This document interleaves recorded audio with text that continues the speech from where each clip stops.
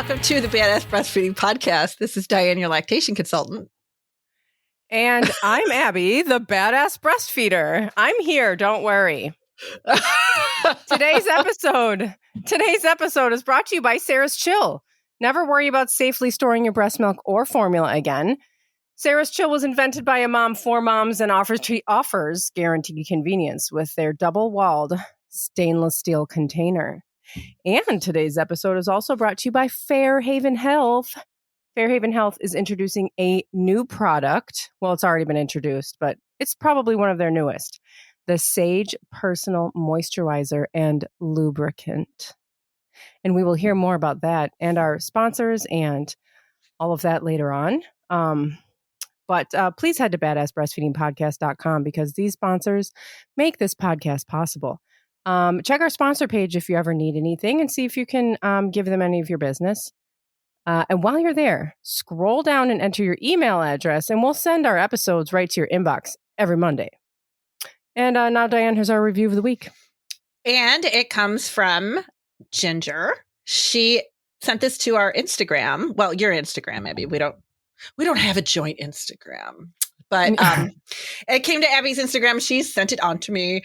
Says, all right. So I got to say, I absolutely love your podcast. I'm on a mission to listen to all the episodes right now. So my son is currently 9 months.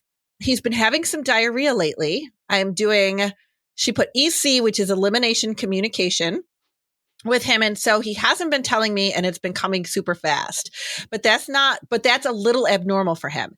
Anyways, not the point. So my husband told me it was because of my breast milk. Is this true? Is my breast milk causing digestive issues?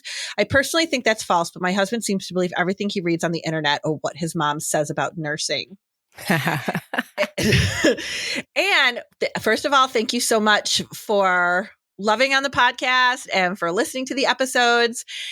And we're really glad you found us. Congratulations on breastfeeding for 9 months. You're doing awesome. But this is leading right into our myths episode today. Oh, yes. Yeah, that is false and false. I feel like that just goes right along with my first one. Oh, really? Yes. So we should just do it. Just get it started. Right. Into the myths. And thank you for your reviews and leave them on iTunes, please and thank you. Yes, please and thank you. They don't have to be myths. They could be anything you want them to be. So yeah, or any of your questions and stuff. Yeah. Yeah. So I told you about this already, is I got a message from somebody similar to this in my Instagram a few weeks ago, and it was the complete opposite, that she was told, and I think it was by her doctor, that because she didn't have enough fiber in her diet, the baby was constipated. So dumb. That is so and that's a new one. I haven't heard that one yet. Yeah, I know. I feel like, breastfeeding information, all that stuff is getting out there and all that. But I feel like it's not getting better with this misinformation. It's still so much out there. All right. So this is we're doing the best we can here. So listeners, you guys got to set this straight. If people tell you something that is blatantly a myth, you got to tell them that is not accurate. Or show me do you have any research on that? That's like the nice way of saying you're full of shit. Do you have any research on that? Yeah. Oh, where did you read that? Yeah. Oh, what studies did you read that found that? I would love to read those. I'd love to know more about that. Because this is we got to fix it. Us and us alone. We're going to fix it. Right. I mean, who else is going to do it? I know. But yeah, that's no one crazy. else is doing it. We've got this big machine pushing in the other direction. But thankfully that mom sent you a message and said hey, is this right? Yeah. Because a lot of people would just go, oh, okay. And then start eating all this fiber or stop breastfeeding, right? Well, yeah. That happens. Yes. And that's why, this is one of my biggest things. Because I see a lot. I saw a post that was I can't remember where I saw it. It was one of these, I don't know. It was in my newsfeed or something. But it was, a big page that said something breastfeeding is just too hard for some people, so you just shouldn't do it. If you don't want to do it, you shouldn't do it. And if you don't want to breastfeed, then don't breastfeed. I totally agree with that part. But the thing is, The thing is, here's the thing, is that we are told all of these things about breastfeeding, and so therefore we think it's too hard when those things are not true. Right. You can't do this, you can't do that, you have to do this, you have to do that. It's not true. And so people are like, that's too hard. And I'm like, yeah, I agree. That's too hard. Except you don't have to do any of that. Mm-hmm. Like, that is false. This is an illusion. It's not true. So people feel like this misinformation is like it's not just like a funny thing to talk about. It really does stop people from breastfeeding. It stops when they want to. It stops people. It makes people stop breastfeeding before they want to stop because they feel like they're not giving their baby enough of what they need. And like, it's insane. I mean, my dad is like, I don't know. He's like famous in our house for having just like the worst digestive tract. And one day, I feel like I've told this story one time. I don't know if I've like, heard this one yet. There were like these weird crackers in the closet, and I was like, "What are these?" And my sister walks by, and she goes, "Those are Dad's poop crackers." They like fiber crackers or something? Yeah. They were like, and people think like, oh, my baby, like like when you're a grown person who like doesn't have breast milk, whatever, you're like, oh, I'm constipated. Yeah, I'll have like some, fruit or like a fiber cracker or whatever. Prune juice, whatever. Prune juice. Yeah, you've got all these tips and tricks, whatever. But like, this is not what we're talking about with a baby. This is not... First of all, how do you know the baby is constipated? Like, if the baby's breastfed, it's probably not. Like, it's gone a couple of days without pooping, doesn't mean that he's constipated. No, that's normal. And pediatricians should know that. That should be information that they can easily pass along to you. They should be able to say to you, oh, breastfed babies sometimes don't poop every single day. That's very normal. I feel like that's pretty like... Yeah, I know. But not only do they not know that, they're telling people to have more fiber. Right, so that that's the baby ridiculous. Will poop. That's ridiculous. It's ridiculous. I will say one thing that I see more than I have with listeners than I did before was they'll write to me and they'll say like, hey, somebody told me this. That's not right, is it? I love it. Like, they know. Mm-hmm. They know. They're like, I have a feeling this is wrong. Like, I heard it before, or I've just learned so much about breastfeeding that feels like that wouldn't be logical. And I'm like, you're right. I love that because you know what it used to be like? What I used to get more of would be, I need to take this medication. I was told I can't breastfeed. So I stopped breastfeeding. Yeah, you like didn't have to do that. Yeah. Oh, I'm like, oh shit. No. Right. Wait, no. Exactly. Like, oh, I didn't. Like, no, you didn't have to do that. I didn't think so, but that's what they told me, so that's what I did. It's like, follow your instinct with this. I know, but it's so hard when you have all these like smart people around you that are like, yeah, you got to do this. Yeah, you got to do this. Mm-hmm. And it's a doctor. Like, you should be able to trust what the doctor says. Yeah. I love it when people say, that didn't sound right to me. So I just wanted to double check. Mm-hmm. Like, yeah, absolutely. You're right. You're right. Yeah. And it's so easy because you're right. Like, if it sounds wrong or you think it's wrong, like, I guarantee you it's wrong. So just sending a message and being like, that's wrong, right? Someone even was like, I should flush that, right? I was like, oh, she heard that episode of like the information to flush down the toilet. I was like, yep. Yeah. Flush it. Yep. So that's your first one. My first one. Yeah, are we done? Is the podcast over? Because we riffed for 10 minutes? I know, right? About fiber. No, it's not done. No. Don't get me started about fiber. Get the fiber crackers. So mine actually came up on I have a breastfeeding support group. We call it Breastfeeding Boot Camp. It's where I do, I have my support group every Monday, but I also have a private Facebook page that goes along with it. So if anybody wants to join, you can send a little like request to join or whatever, because it's not a public page. So it's Breastfeeding Boot Camp and with Dianne Cassidy.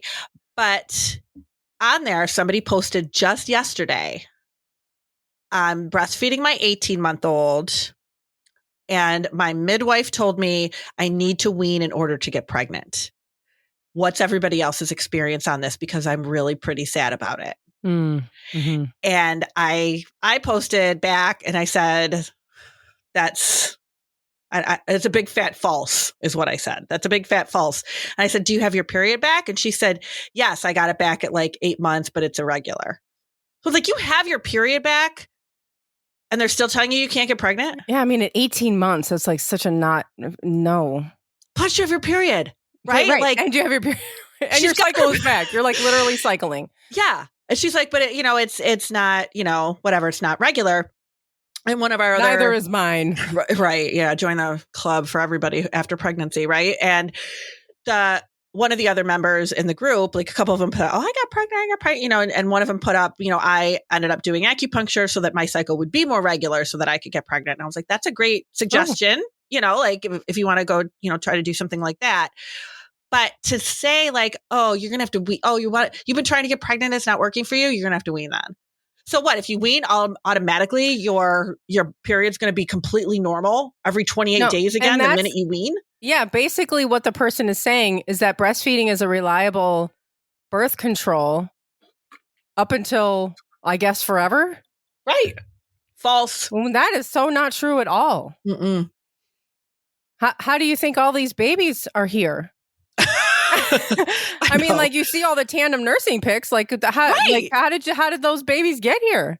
And that's what makes it very confusing for mothers, because that's one of the, she's like, I know people breastfeed through that. She even put that in the post. I know people breastfeed through pregnancy. So why am I getting this information? What does everybody else experience with and this? People think, oh, it's just a freak thing. It's like when those people,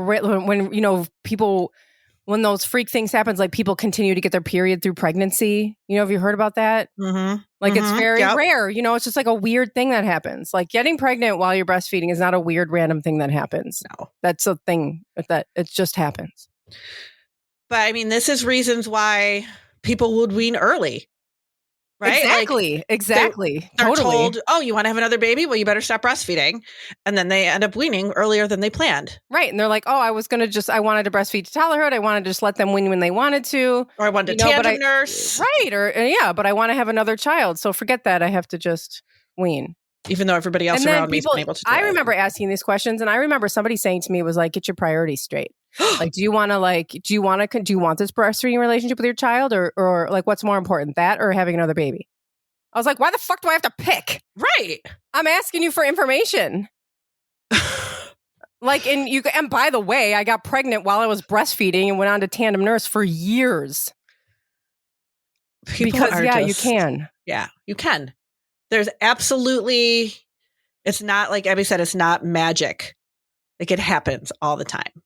Yeah, it just has to do with you ovulating. That's how you get pregnant, and it happens. Everybody gets their cycle back. And I really don't think that her breastfeeding, and I'm not, an expert in hormonal things. I don't even know about my own, but her breastfeeding is not impacting her. Like it's not keeping her from having her period. You know what I mean? Like she has her period. I really feel like her cycle would still be irregular if she wasn't breastfeeding. Yeah, because that's not about breastfeeding, right? That's about like having a baby and your cycle coming back after you have a baby, which takes time to regulate whether you're breastfeeding or you decided to formula feed from day one. Right. It's the same. Yeah. So that was that's that one for me. So that myth. All right. I'm trying to decide if I should bring up my big one before or after the break. Do it after. Okay. So here's one that actually we just got into it on my page, on the Badass Breastfeeder page yesterday. I posted this meme that said, nursing your baby to sleep is not a bad habit. I saw that. Good. Okay. So that's number one. That's the beginning of the myth that I want to talk about. It's not a bad habit. It's biologically normal. And no, it doesn't interfere with, their ability to fall asleep. It actually helps them learn how to fall asleep. But then the conversation that always comes up when we talk about this, always, is, well, I did that and my baby got cavities. Oh, you need to be careful with that. Actually, no. Be careful because your baby, you can get your baby's teeth can decay. And I've said it before, but I haven't said it in a while, so I'm going to say it again, that I was at a conference where Dr. Jay Gordon, who is this doctor who is a big breastfeeding proponent. Is that the word? Yes, that is. We're just making all kinds of consonants coming out of my mouth, and I'm like, which ones are right? And he said, somebody asked this question while he was speaking, and he said, we would be a dead branch on the evolutionary tree if human milk rotted human teeth. It's a very good point. And I love it so much because it doesn't make logical sense. So your baby was born to breastfeed. Your body was made to breastfeed. This breast milk was tailored for your baby. But, oops, it also rots your teeth. And then somebody, and I replied with our episode about that. We have a separate episode where we talk about that and the research and stuff. And somebody said, I'm not talking about breastfeeding. I'm all for breastfeeding. I'm talking about breastfeeding to sleep. And I'm like, no. And I still say the same thing. The breast milk is not rotting your child's teeth. Well, because they're asleep? Because that means they're going to get cavities? I don't know, because it's sitting in their mouth longer, which isn't true. No, but I said that during do you remember I said that during our last, when we did that episode, I was like, why is it different at night during the day? Right. It's like the same milk. Oh, wait, I'll just brush your teeth at night. Huh?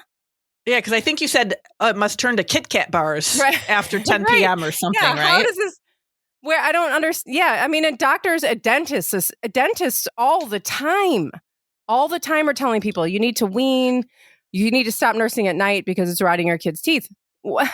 No, it's not. I guess because they think it pools in there and it sits in there, which isn't true. If you understand the mechanics of breastfeeding, it does not pool in the mouth like bottle feeding does. If they pull, I don't think people even understand how far your nipple goes into their mouth. Right. It goes all the way to the back of their throat. Cavities happen if that's more genetic. I was going to say generic. That is genetic. Yeah. Totally generic and genetic. Yes, that's a genetic thing. Like it is. And it's really hard because, and then people are always confused. They're like, oh, yeah, well, it happened with one kid and not my other kids. So I don't understand. Because it doesn't have anything to do with the breast milk. Right.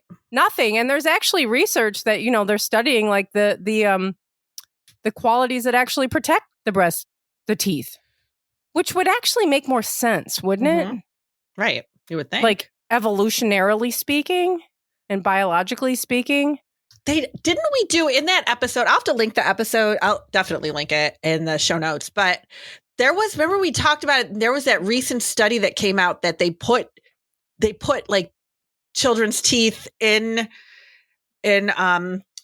that obviously had fallen out of their mouths. They didn't like extract them or anything, but they put them in a dish of breast milk and a dish of formula. The formula one like totally eroded them. Right. Yeah. And the breastfeeding ones were fine. They were just sitting there. Right. Yeah. The same as they went in. Yeah. Yeah. Yeah. Yeah. I'll have to link. It just makes sense. Mm-hmm. But we got to take a break. Okay. Then we get the big one, right? And then we get the big one. Yeah. I'm really excited to talk about this because I actually don't think we ever have. Cool. And then I've got a good one too. Okay, good. So we'll be right back. Be right back. Today's episode is brought to you by Sarah's Chill. Never worry about safely storing your breast milk or formula again. Sarah's Chill was invented by a mom for moms and offers guaranteed convenience with their double-walled stainless steel container. A little bit of water and ice is all you need to keep your breast milk safe or formula safe for 20 hours. No more lugging around chunky coolers and dozens of containers. You can pump and double pump all day into one sleek container. The chillers are dishwasher safe, airport friendly, and last a lifetime. Use it for wine, coffee, or any of your favorite beverages, or even snacks when you're done breast or bottle feeding. Head over to sarahschill.com, that's CERESCHILL.com, or check them out at Sarah's Chill on Instagram for more details about the company, and because they actually have a couple of other little containers. So check them out. And use code BADASSBreastfeeders25.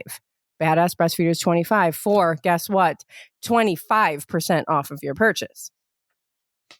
And today's episode is also brought to you by Fairhaven Health. Fairhaven Health is excited to introduce Sage Personal Moisturizer and Lubricant, the newest product in their vaginal care and comfort collection. Products designed to support vaginal health through every stage of life. Sage is designed to replenish your natural lubrication and provide temporary relief from vaginal dryness. While vaginal dryness is most common in older women, there are a handful of other factors that lead to vaginal dryness. Breastfeeding, antidepressants, some fertility and cancer medications, stress, and even exercise. As with all their vaginal care products, Sage is made without estrogen, parabens, glycerol, or coating oils. Check out Sage and all the other vaginal care products at fairhavenhealth.com. That's FAIRHAVEN health.com. And use code BADASS15 just use BADASS. It's just BADASS. And you will get 15% off of your purchase. And our sponsors and these promo codes can be found in our show notes under this episode at badassbreastfeedingpodcast.com.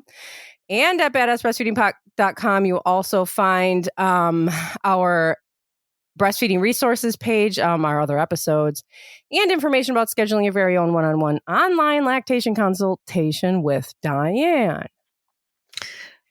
So I can't wait. What is it? Okay, I want to talk about smoking. Oh, smoking cigarettes. Now, we're not talking about smoking marijuana, although I've gotten so many messages. I know everybody is waiting for us to talk about it, and we will talk about it. We're going to get all of our ducks in a row first, because I know that you rely on us for really reliable information. So we're going to get ourselves like chock full and ready of good information on that. But I am ready right now to talk about cigarettes. Mm-hmm. And the thing with cigarettes is that, first of all, it's so taboo now. People are feel so shamed about smoking. And I think that's got to be one of the bigger ones where people go, oh my God, I smoke and I just shouldn't breastfeed. I shouldn't do it because it's bad for the baby. Well, of course, the best thing you can do for your health, let's even put the baby down for a minute. The best thing you can do for your health is to stop smoking. But that's not news to anybody. Of course, we know that. Right. And probably before you got pregnant, you were trying. If you were successful at quitting, cool. You are in the minority. Most people that are addicted to smoking have a really hard time quitting. I mean, it's one of the hardest things to quit is smoking. And if you cut down, good job. Awesome. You are so awesome. To even just cutting down is, is the next best thing to quitting. But do not choose. People think, okay, well, there's chemicals, there's smoke and all of this that gets into the breast milk that's going to hurt my baby, so I should formula feed. That is not true. That is not true. It is recommended that you continue to breastfeed. And there are some things that you can do, easy things, to minimize, just the exposure to your baby. And so one of those is, if you're smoking, smoke outside. Smoke away from the baby. Smoke in a different room. Different rooms, better than next to the baby. Outside is like best. Mm-hmm. You can even get like a robe or something, when it sticks to your, because it gets on your clothes and all that stuff. You could wear like a jacket, have a fancy smoking jacket, be that guy, who's got that. And then take it off, wash your hands when you come in, and just be a mom or a parent. And you can also, in order to, some people will smoke right after they nurse, so that by the next time that they nurse, some of it's worked through their system. It's hard to predict when your baby's going to nurse, and it's kind of hard to predict when you're going to need to go outside and have a cigarette. So, but that about 90 minutes, nicotine has been shown to leave the system in about 90 minutes. Mm-hmm. So kind of keep that in the back of your head, because you might be able to work around that a little bit. Yeah. But if it's been an hour, it's okay. Just nurse your baby. It is okay. You are still doing the very best thing for your baby. It's not better. It is not better or healthier for your child to switch to formula. Right. It's just not. That's not what the research shows us. No, in fact, because I remember doing a lot of this. In fact, I did a training for health department last year and put together a whole thing on like smoking and opioid use, stuff like that. And vaping, because a lot of people too will, you'll quit during pregnancy, but you still need like something, right? Yeah. Like you need something, right. Or you're fine, getting through pregnancy. It makes you sick to smoke, whatever. But then you have the baby and you're like, okay, I'm stressed out. I need something. So or you're a smoker. If you haven't quit, it's still in your system and you're still smoking. And like, don't be ashamed of it. Breastfeed your baby and like follow these workarounds. But we know that formula is very highly associated with asthma and respiratory problems. We know that. It's research based. So your breast milk, even if you are a smoker, your breast milk will help to combat some of that the baby might be exposed to with your smoking. Right. If you're worried. Smoking and formula feeding, that's a double whammy. So this way, they're at least still getting some of those protective factors. Right, from your breast exactly. milk. They're still getting the protection, even from the smoking. Mm-hmm. Yep. And one last thing about that, I mean, you can say all the things that you want to say about it, but one last thing for me is don't share a bed with your baby if you're a smoker. No. Because that will, it makes it more difficult for you to wake up and to it's one of the risk factors for bed sharing. So just sleep on a separate surface from your baby. But give them that breast milk. Go ahead with the nursing relationship if that's what you want. Yeah, just be smart about it. Wash your hands. Wear a different jacket, like Abby said. Wear a different shirt or whatever. Don't smoke around them if you can help it. And and the same thing. Better. Like it's still the best thing. Still better. It's still better. So so that's a good one. We haven't talked about that. I know, and I was like, oh, maybe we should do a whole episode, but I don't know if we need a whole episode on that. Unless there's like lots of really interesting, like, research or something we could go through. But I'll look through my thing and see if there's enough to fill in half an hour. I think if anybody smoking listening to us, hopefully that you're just, because I know I get emails sometimes from people asking about this and they are like, please don't post this. Please don't tag me. Like, I'm so embarrassed. People are so embarrassed about this. Yeah, I know it, but it's, we have our habits. I have habits that I'm not real proud of either, but they're there and I'm going to put them on the front lawn for everyone to see. Damn it. So that's it. Okay. So this one. So I took a little trip onto Pinterest, which I have found that Pinterest is the best source for really bad info. I was going to say, that's only good for recipes, right? I mean, because, oh my God. That's the best source for really bad breastfeeding information. And as we go on, like in the next few weeks, we plan to do an episode on diet. Because I told Abby, I'm like, I am going to go on for half an hour about the freaking posts I've seen about diet on here. Yeah, I know. And Abby had to reel me in because I was like, well, we could totally do like that in detail. And there's so many things to cover with that. But anyway, go ahead. So stay tuned for that. But what I did find. All right. Is everybody ready? And they always wait. I have to swallow it. I just took a drink. Are you going to make me laugh? I don't want it to come out my nose. It's kombucha. That'd be so gross. Oh my God. Okay, wait. So the title of it is, do larger breasts produce more milk than smaller breasts? Right. And we know the answer to that, right? Okay. Right. It's no. Right. That's the title. Fact number 1, size does not matter. It says that right in here. Fact number 1, size does not matter. Mm-hmm. Fact number 3, big breasts have more storage capacity. False. What? Myth. That's what it says in here. So first it tells you size doesn't matter, but guess what? Bigger breasts have more storage capacity. Really? Right there, it's totally contradicting. Yeah. And it's nonsense. It is total nonsense. It does not matter the size of your breast. That should have been it for the whole blog. Like that should have been it. Should have been done. It should have just been a title and a blank page. That should have been it, because it does not matter. It does not matter. Number 4, large breasts are prone to clogged milk ducts. False. What? Yeah. No. Like it just, let me see if there's no, those were the 2 big ones. So the 2 big ones that were totally wrong. And then there was only 2 other ones and those were ridiculous too. But those were the biggest ones I took out of this. Like, it does not matter the size. I have met women with really small breasts that make more milk than anyone. And then I have met people with bigger breasts who don't make that much milk. Storage capacity, go back to our storage capacity episode. That can affect everybody differently. In fact, sometimes women with bigger breasts have less storage capacity because there is more fatty tissue with those bigger breasts. Right. The milk's not coming from the fat tissues. Right. So this was ridiculous. I was just like, I can't with this. This is ridiculous. I can't even with this. Big breasts have more storage capacity. No, they don't. What do they think? It's just an empty balloon? That's what I was picturing. That's what people think. Yeah. It's just empty in there until you put some milk in there.